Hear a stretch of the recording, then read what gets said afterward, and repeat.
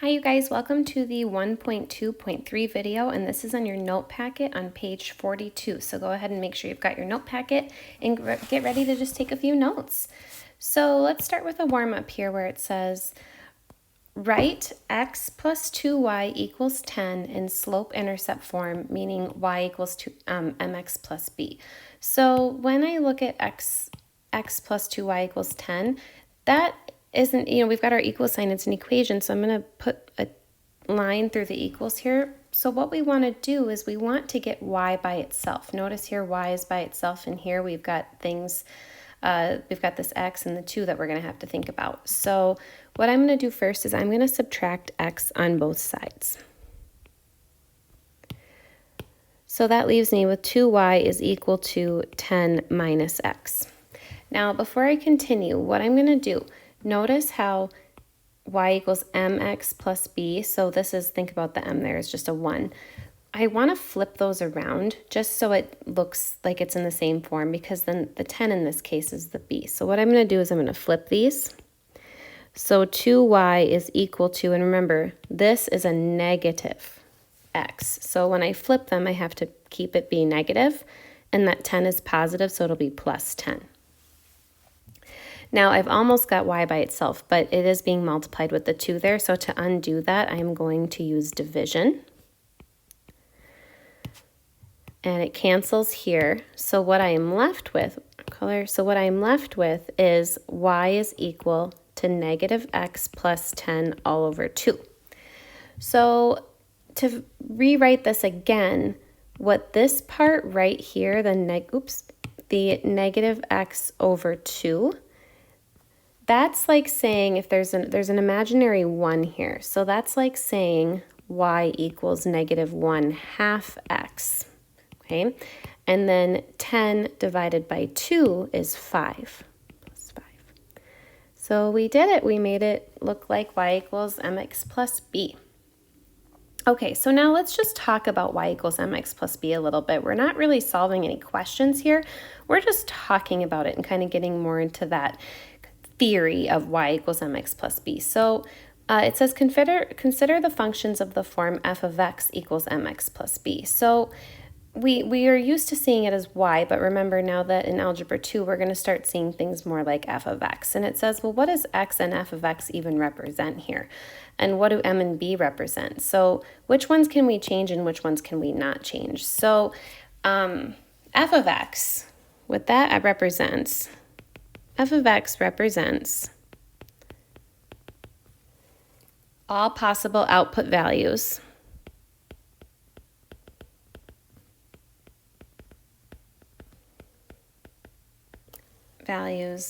given any possible input value x.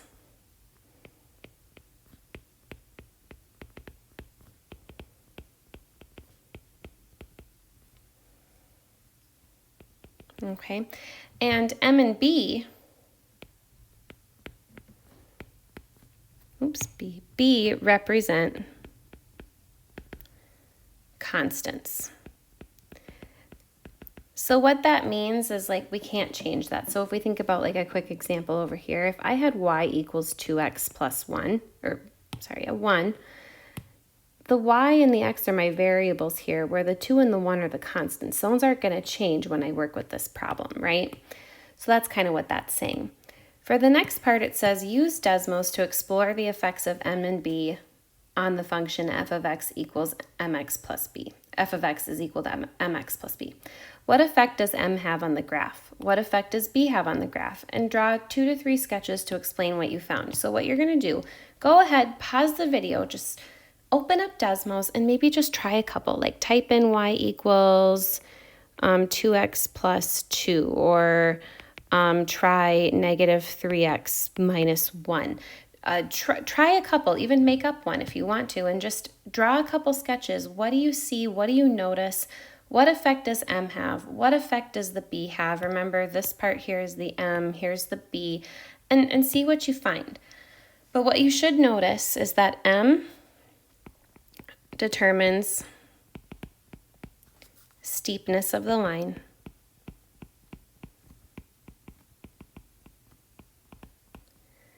which we usually call slope, right?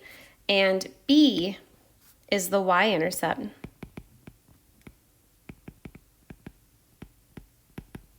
When x equals 0.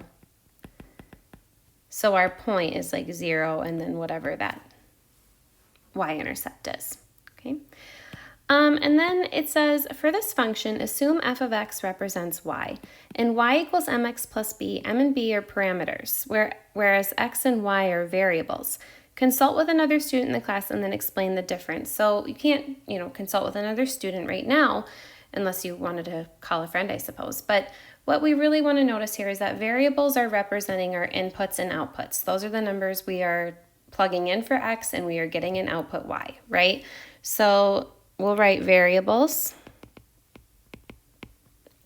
represent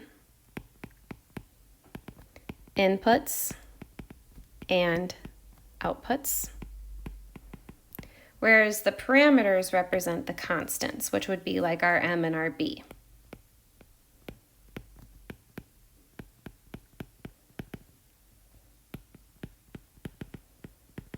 Okay, and it says for part D here, what do all of the functions of the form y equals mx plus b have in common? Since they all have the same basic relationship between x and y, they can be called a family of functions. So what that means is, what do all the functions that are in this form have in common, right? So when we look up here even, y equals 2x plus 2, y equals 3x minus 1. Looking up at our warm up here, y equals negative 1/2 x plus 5. What do those all have in common? Well, because they're in the same form, they're all linear functions.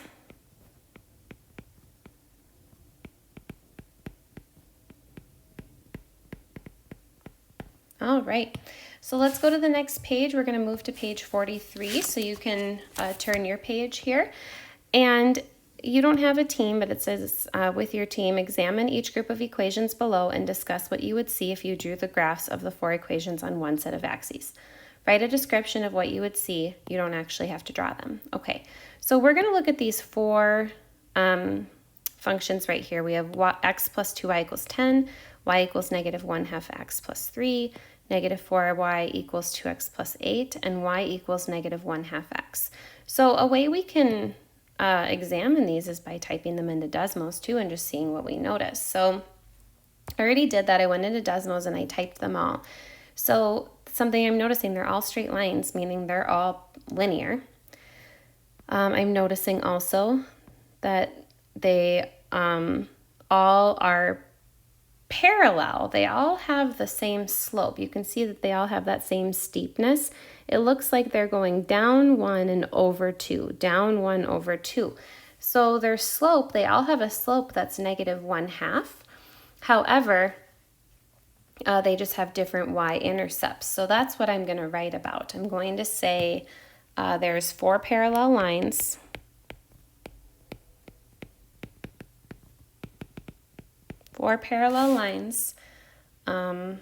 With slopes of negative 1/2 and different y-intercepts.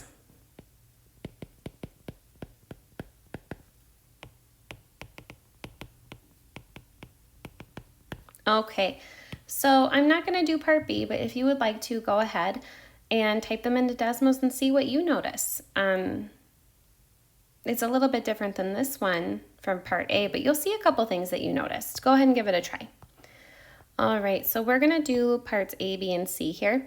And it says so below we've got these 6 representations of a relationship between an input and an output. With your team, decide whether each relationship is linear and write a clear summary statement justifying your decision. If the relationship is linear, graph it and find its equation. If it's not linear, describe the growth. So let's just look at part A here. And it says we've got pieces of bread. So we have 0 pieces of bread, 1, 2, 3, 4, okay? And grams of fiber. All right, so what I usually like to look for right away when I'm looking to see if something is linear or not is that constant change in the y values.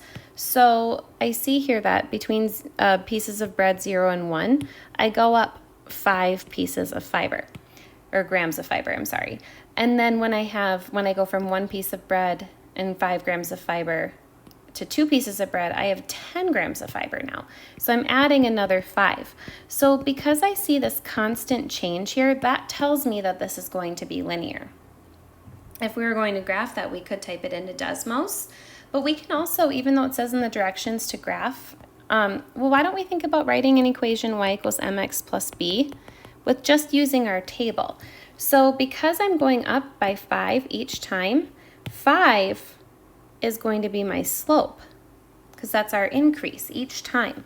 So I've got y is equal to 5x, and b is always the y value when x is 0. So I see that when x is 0, my y value is 0, right? So that means that b is 0.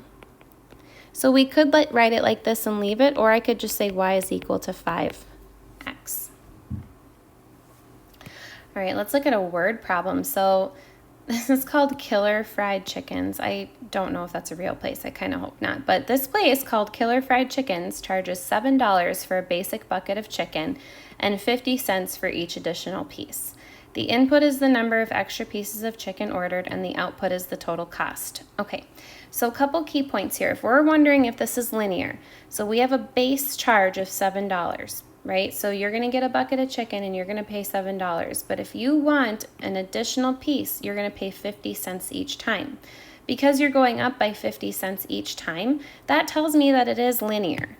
So this is linear. And if we wanted to make it look like y equals mx plus b, our constant change here would be 50 cents. So that's y equals 50 cents times x. And then plus our b, so that's like our starting point. We don't have a table this time, but it's where we start. And where we started was $7. So I'm going to put a 7, and then that's my equation. That's my answer. Part C is a little bit more complicated because it's not, the table is a little bit more complicated to read, right? Because we start at 10, then we go to 5, 3, 2, 1, 0. So let's just take a look at it from starting here, right? When we're at 0 for our x value, we get an output value of 10. When we're at 1, 9, 2, 8. So what I'm noticing is that I am going down by 1 here each time, but then we start doing some skipping, right? Because we now in our x values go from 3 to 5 to 10. So you could fill in those values a little bit, right? If I had a 4 here, I bet you this would probably be 6. And we could try to type this in a table in Desmos and see what happens, but I can tell that this is going to be linear. We're going down 1 each time, and if you filled in the blanks here, that would work out perfectly, right? So I'm going to say it is linear, and then we have y equals mx plus b. So I see that we are going down by 1 each time, so I'm going to put in my -1 for my slope. And remember, b is always when x is 0, that y value. So that would be right here. B is 10. And that's my answer. All right, I'm not going to do the rest of these for you. I'm going to give you a chance to look at these on your own and see what you come up with. You can go ahead and pause the video. I will tell you that you're going to see that this part D here is nonlinear, and you can see if you can figure out why. Same with E, that is also nonlinear. Go ahead and see if you can figure out why. There's a key word right here. And then, oh, this wasn't labeled. Part F, this one is linear. See if you can get that figured out too. And then we'll meet at the next page here. You can go ahead and pause the video and write down what I have written down here, and then we're going to go ahead and talk about it. All right, so for the family of linear functions, so I wrote down again y equals mx plus b. We've got our output variable, input variable, our x and y's, and then we have m and b, our slope, rise over run, so you go up or down and then to the right, and then your y-intercept is always the b here. Okay. So I did write a quick example, so let's go ahead and write down what our slope is. In this case, our slope is 2, which means 2 over 1, so we're going to go up 2 and over 1. We're going to go up because it's positive. And b is 1, which means we have a point at 0, 1. So to graph this, I just made a little sketch here, and what I want you to do is if we're just going to take an equation and graph that, where you start is by taking your B, that point, and placing it on the graph. So I'm going to go ahead and put a dot right at that 1 on my y-intercept. Okay? And then after that, I'm going to follow what my slope says, and I'm going to go up 2 over 1. So I'm going to count up 2 over 1. And then I can continue that pattern for really as long as I want. Sometimes I even go backwards and I'll count down 2 over 1 just so I can get some good points on the graph here. And then with a straight edge or whatever, go ahead and you can do your line. Mine's not perfect, but it is a sketch, right? Okay, good. And then let's go to the check for your understanding. So what you're going to do, it says create one new table and one new situation that displays a linear relationship. So go ahead and make an X and Y table. Can you create X values and then Y values that have that constant change and then write an equation for it? See if you can do that. Even just come up with, I mean, whatever. You can even use some ideas from what we've been working on today. And then for 1-102, it says, without using a graph, decide whether the relationship shown in the table is linear and write a summary to justify that. So it does skip around a little bit, but see if you can figure that out. If you pause the video and work on that, I'll put the answer in here so you can see if you get it, and maybe you could use Desmos to help. And this is going to be your answer. So what you should do next is go ahead and take a look at the green sheet and see if you need to get any help on that using the answer key or solution videos. Otherwise, go ahead and make sure you're working on those green sheets and getting them submitted for points. Thanks, guys. Bye.